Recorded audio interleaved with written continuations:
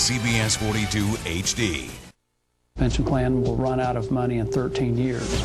It's a doomsday scenario for Alabama's state retirement system. They would be absolutely horrified. They'd be scared to death. Will hundreds of thousands of state workers ever see the money they expected when they retire? And how do we get back to fiscal sanity? Many anxiously await the future. You'd have to be sort of a complete idiot not to be concerned. While the retirement system CEO says there's a problem, but there's no burning building or anything like that. State workers and teachers aren't taking any chances. I have to make sure that I'm making some type of efforts right now for my future. But what exactly were these hard-working employees promised? A retirement system that will be funded and will be there for them. Many of them are simply asking for honest answers about the retirement dreams they've waited their entire career to enjoy. No smoke and mirrors, just want the truth. So how can the problem be fixed? If you raise the retirement age to 60, that would be a huge help. But the idea of being forced to work more years before retirement is not sitting well with state workers. I am not in favor of raising the retirement age in any shape, form, or fashion. A multi-billion-dollar problem with varying opinions on how to fix it. But most people agree something must be done. The party's over, and we've got to get back to some serious discussion about what's important, what's really needed. There's not anything more important that we can do. Hello, everyone, and thanks for joining us. I'm Stephen Howe. And I'm Shanna Myers, inviting you to stay with us for the next 30 minutes as we dig deep into what many are calling a retirement crisis in Alabama. 330,000 city, county, and state workers, including all teachers, are relying on a state pension plan that is currently $9 billion underfunded. It's the last thing anyone wants to hear when looking forward to one day enjoying a life of retirement. But the reality is, for members of the retirement systems of Alabama, their pension plan currently has only about 75% of the money it owes. And many believe it could get worse. That estimates that Alabama's pension plan will run out of money in 13 years. That gives you some idea of the size and scope of the problem. Alabama Policy Institute President Gary Palmer is referring to a study recently published by Northwestern University's Department of Finance and the National Bureau of Economic Research. In it, the retirement systems of Alabama is expected to run dry in the year 2023. If the average teacher and the average support worker knew that the retirement system could run out of money in 13 years, they would be absolutely horrified. They'd be scared to death. Each year it's demoralizing when you hear that your retirement will not be there.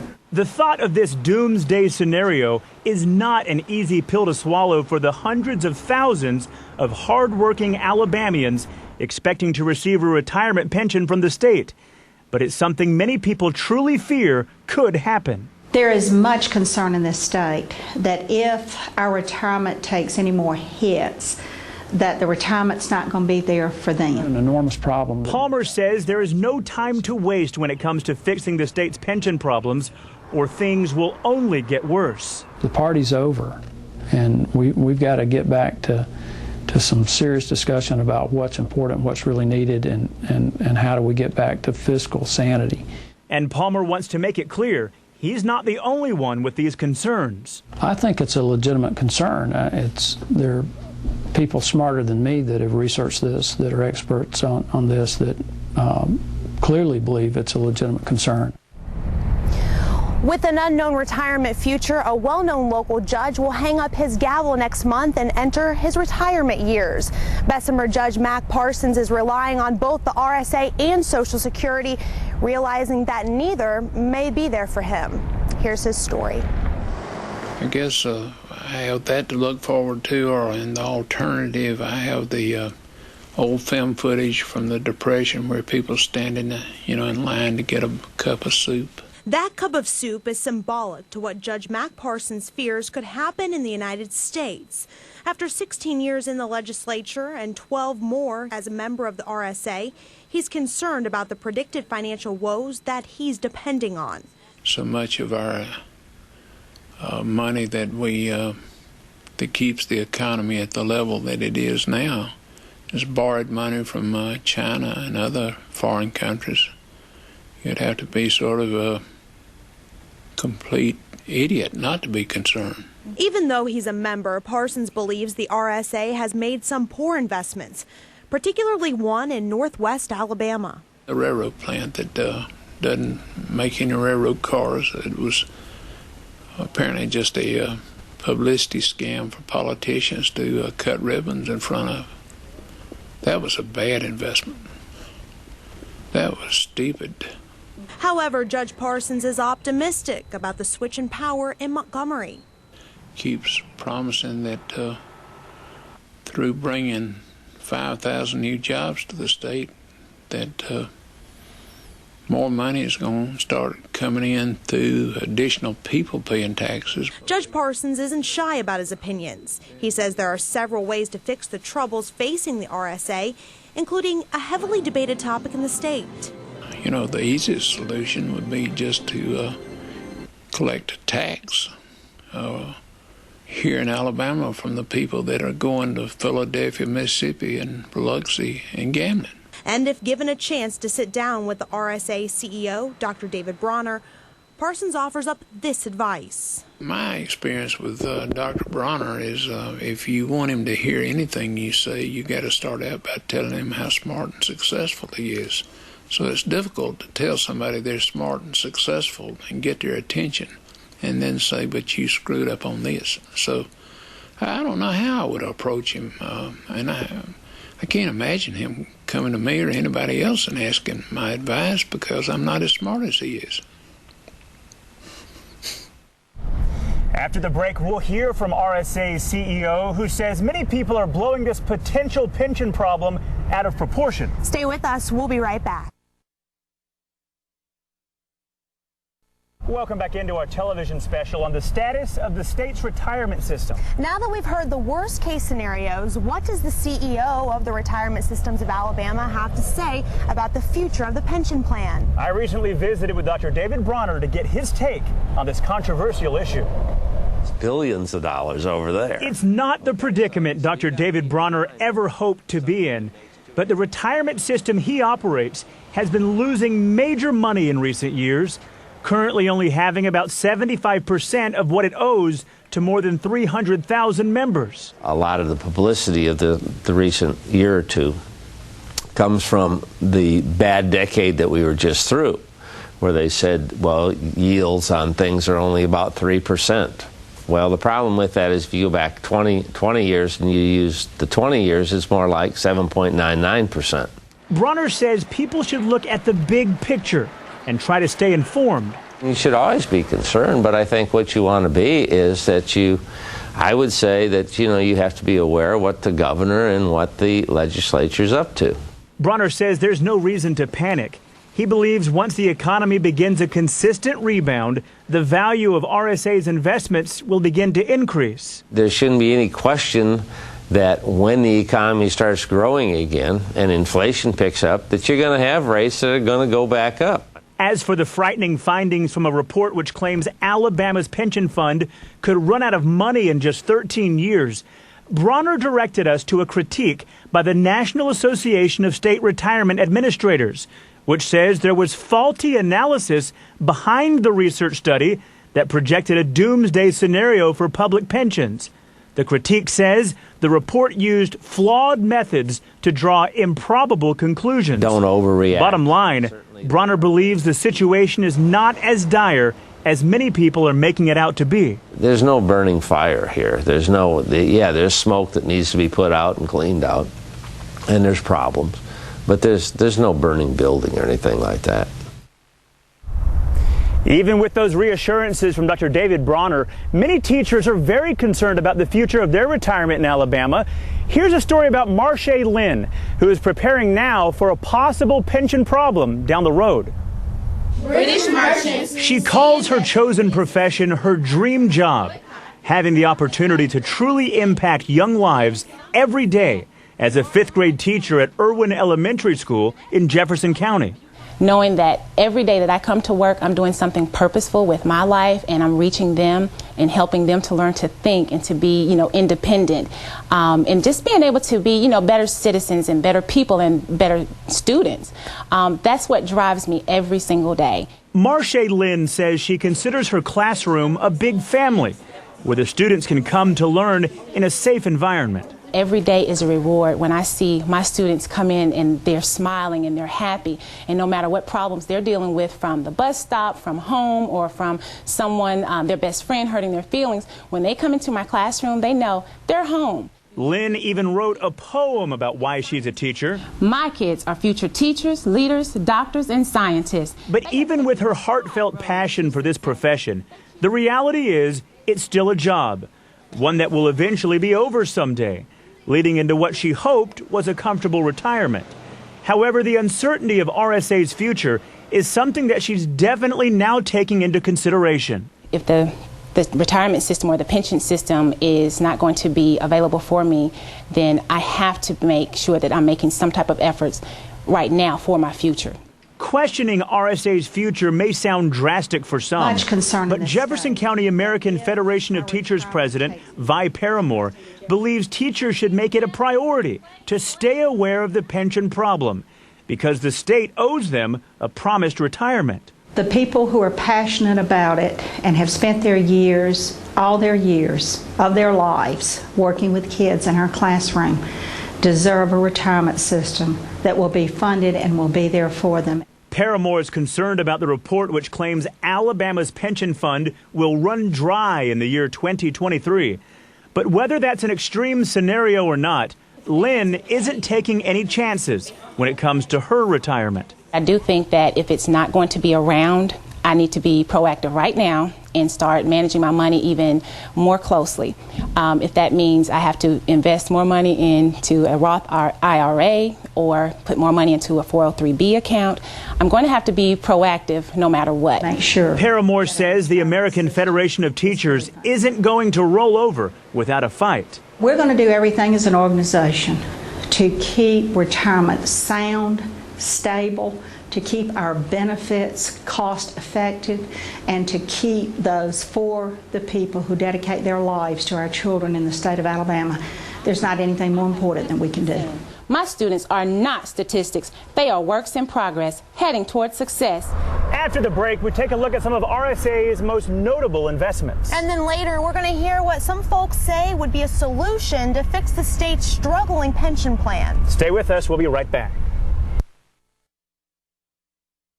Welcome back into our special report on what many believe is a retirement crisis in Alabama. And there's no question the retirement systems of Alabama has taken a beating in recent years as the economy has struggled. That's right, but many people have questioned the actual investments of RSA and what many say is an arguably overconfident rate of return assumption of those investments.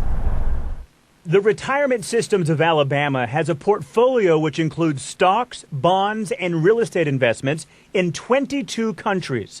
Some of the most notable of RSA's investments are the Robert Trent Jones Golf Trail, 55 Water Street, which is the largest privately owned office building in New York City, the RSA Tower in Montgomery, the Ross Bridge Resort in Hoover, and Raycom Media, which had significant financial struggles in recent years. Have the TV groups been good and the newspaper groups? Depending on when you look at them. When we first got them, and now they're starting to look good again, but in the middle there, they look like disasters. You know, you'd have to be an idiot. Why'd you put money in these things? But more than just questions about the actual investments is what many call overly optimistic growth projections to reduce the size of the unfunded liability, which is currently more than $9 billion. That was. Alabama Policy Institute President Gary Palmer believes those rosy projections greatly discount the amount of money needed in the fund now to meet future obligations. In Alabama, they project a rate of return of 8%, and the top 100 companies in the country only projected 6.4.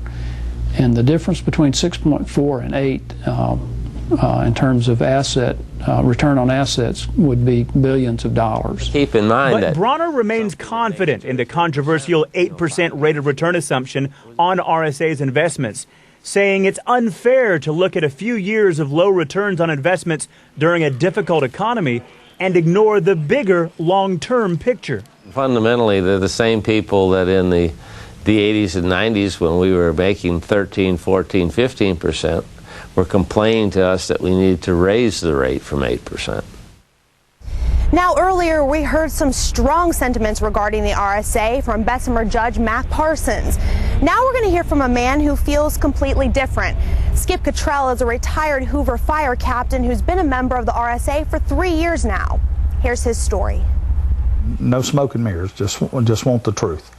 For 35 years, Skip Cottrell spent his days fighting fires in Center Point and Hoover. He admits it wasn't his childhood dream job, but he wouldn't change a thing.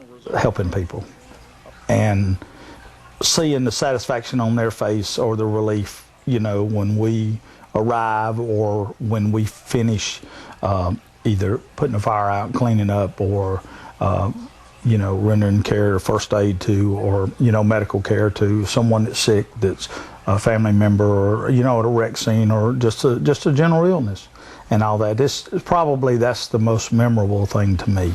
Now Cottrell is enjoying the next stage in his life. Being retired, I work a part-time job for AirMed International, and I also work a part-time job for the Alabama Fire College. On top of his 2 part-time jobs, Cottrell is receiving his pension from the RSA. He says he doesn't keep up with the daily news regarding the financially strapped system, but he's aware of the rumors. I have a lot of faith in David Bronner. He has impressed me over the years that I've been in the system or paying into the system, and watching how he has made our money grow. And I believe that we will be fine. Now, I can't predict, like you said, 13 years from now, but I think we're in good shape now. I know that in 2008, when the economy took a hit, I knew that the RSA took a hit also. But, you know, I've just put my faith and my future in his hands. Cottrell is also investing in a 401k through his part-time job. He will be eligible to draw Social Security in a few years, and if both systems fall flat, he has a backup plan. I could go back to work if I needed to and everything. I hope I don't ever have to. I enjoy the part-time work, but I don't worry about it to the point being that I'm going to lose it all. I've just never given that a lot of thought.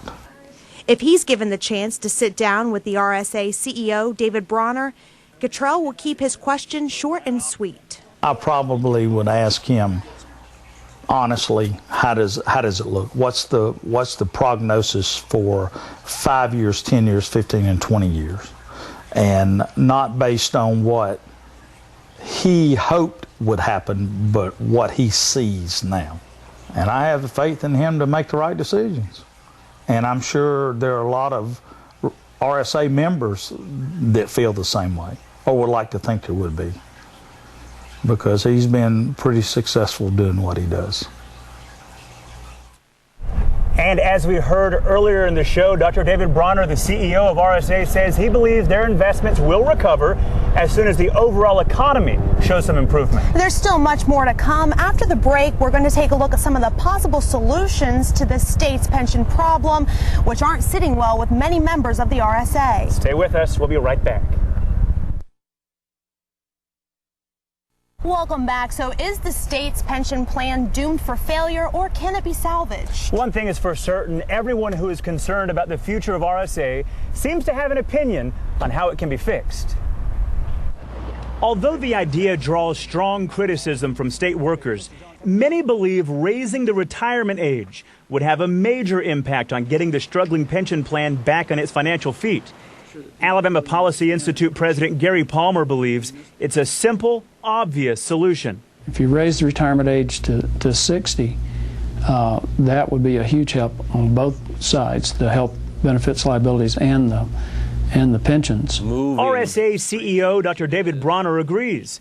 He believes raising the retirement age would drastically help RSA in the long term. Some people do have medical problems that should retire at an earlier age, but overall, I think, reasonable adjustments as our human race gets healthier, there's nothing wrong with that whatsoever. Pay more. Not surprisingly, Jefferson County American Federation of Teachers President Vi Paramore is adamantly against this concept. I am not in favor of raising the retirement age in any shape, form, or fashion. I believe we've got to give people that option. They've deserved it. They went into this career, promised that, and that's what we have got to continue doing. The Pew Center report released earlier this year categorizes Alabama as a state which needs improvement. Some of the general recommendations Pew makes for states needing improvement are keeping up with funding requirements, reducing benefits, increasing the retirement age, sharing the risk with employees, and increasing employee contributions. The report specifically says Alabama needs to improve how it manages its long-term liabilities for pension benefits. While the state has met its annual required contribution for pensions, the report says it has not been enough to counter a downward trend in funding that started in the year 2000. Meanwhile, Paramore believes there's a better solution for generating extra dollars in Alabama. I can tell you a simple cure: tax our land. We have the lowest property taxes in the nation. The people who have the most money and own the most land are the people that are paying the smallest amount of taxes to our state. But regardless of what is done, the solutions are long-term. That's why most people agree action needs to be taken as soon as possible, hoping reform will begin in this upcoming legislative session. So what exactly does the future hold for the state's pension system, and how will the members be impacted? You've heard various opinions, everything from 13 years until doomsday to the RSA's CEO saying that there's no reason to panic. That's right, but one thing is for certain, regardless of how it all plays out, it would benefit everyone involved with RSA to definitely stay informed. For more information on any of the reports that you've seen in this special, go to CBS42.com and then click on Retirement Crisis. For Shannon Myers, I'm Stephen Haug. Thank you for watching CBS 42.